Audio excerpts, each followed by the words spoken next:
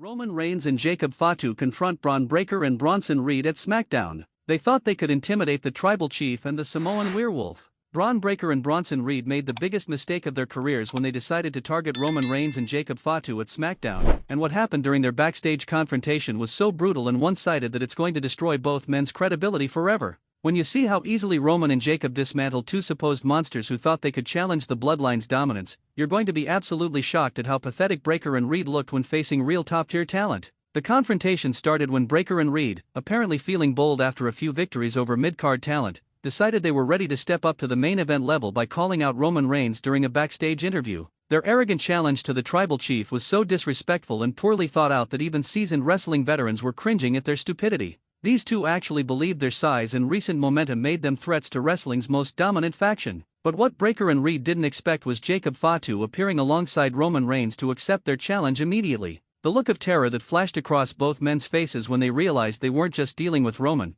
but also the Samoan Werewolf, was absolutely priceless and revealed just how unprepared they were for this level of competition. Their bravado evaporated instantly when confronted with legitimate main event stars. "You want to test the bloodline? Let's see what you're really made of." Roman's response to their challenge was delivered with such calm confidence that it made Breakker and Reed's earlier trash talk sound like children trying to provoke adults. The difference in presence and natural authority between established stars and wannabe contenders was so obvious that everyone watching could immediately tell this confrontation wasn't going to end well for the challengers. The physical altercation that followed was absolutely devastating for Breakker and Reed's reputations as legitimate threats to anyone in WWE's upper tier. Jacob Fatu moved with such explosive violence and technical precision that Breakker, despite his amateur wrestling background, looked completely outclassed and overwhelmed. The supposed big bad booty nephew was reduced to a panicked amateur trying desperately to survive against someone operating on a completely different level. Meanwhile, Roman Reigns was systematically dismantling Bronson Reed with such casual dominance that it became embarrassing to watch.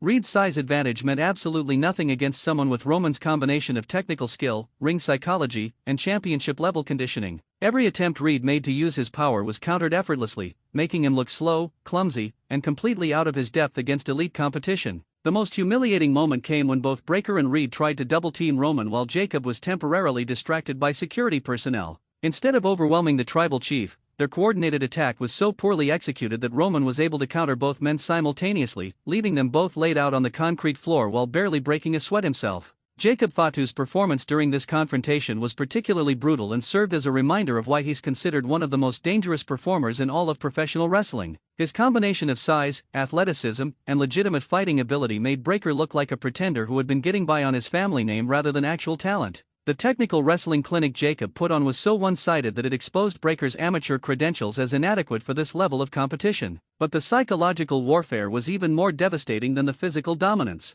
Roman and Jacob's calm, controlled demeanor throughout the confrontation made it clear that they never considered Breakker and Reed as legitimate threats to their positions. The casual way they handled what was supposed to be a serious challenge from rising contenders was more insulting than any trash talk could have been. The aftermath of this confrontation has created absolute chaos in WWE's booking plans because it completely exposed Breakker and Reed as paper tigers who crumble when facing legitimate main event competition. Both men were being positioned for significant pushes, but their inability to even compete with Roman and Jacob has forced creative teams to completely reconsider their value as attractions. Backstage reactions to this one-sided beatdown have been mixed, with some wrestlers expressing sympathy for Breakker and Reed while others are privately saying they got exactly what they deserved for challenging wrestlers who were clearly out of their league. The consensus among veterans is that both men should have spent more time building their credentials before attempting to jump directly to the main event level. Bron Breakker's performance during this confrontation was particularly disappointing because his family legacy and amateur wrestling background had created high expectations for his ability to compete with elite talent. Instead, he looked completely overwhelmed by Jacob Fatu's intensity and technical skill, raising questions about whether his push has been based more on his surname than his actual wrestling ability.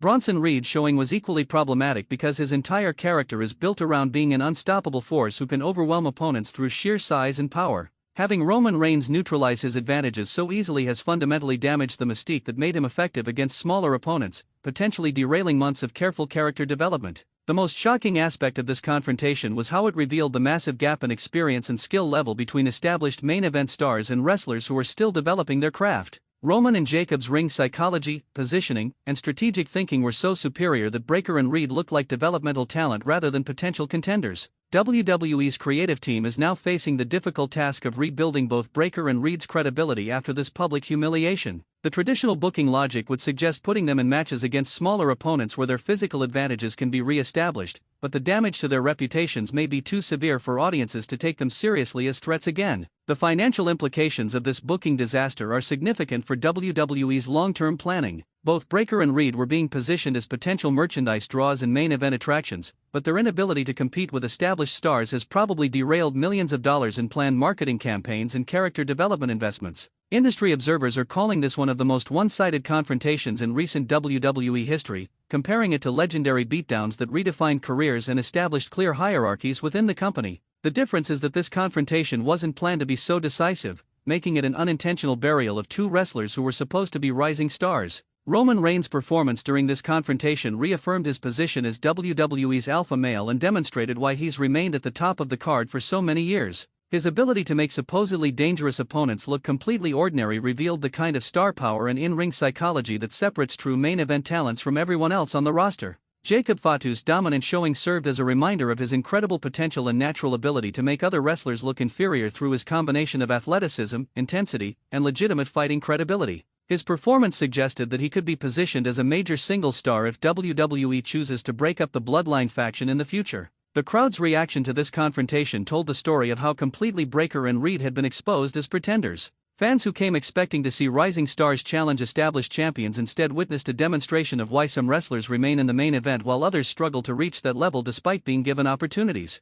Other wrestlers on the roster are probably taking notes about what this confrontation reveals about the importance of proper preparation and realistic assessment of one's own abilities before challenging elite competition. The lesson is clear: size and momentum mean nothing against wrestlers who possess superior skill, experience, and ring psychology. The long-term consequences of this confrontation may extend far beyond the immediate careers of Breakker and Reed to influence how WWE evaluates and promotes developing talent in the future. The company may become more cautious about pushing wrestlers too quickly before they're ready to compete with established stars. Both Breakker and Reed's individual character development has been significantly damaged by this confrontation, as their personas were built around being unstoppable forces who could overwhelm any opposition. Having that mystique shattered so completely may require complete character reimagining rather than simple course correction. The precedent set by this confrontation serves as a reminder that wrestling success requires more than physical attributes or family connections, and that legitimate main event status must be earned through demonstrating the ability to compete with the best wrestlers in the company regardless of booking protection or promotional push.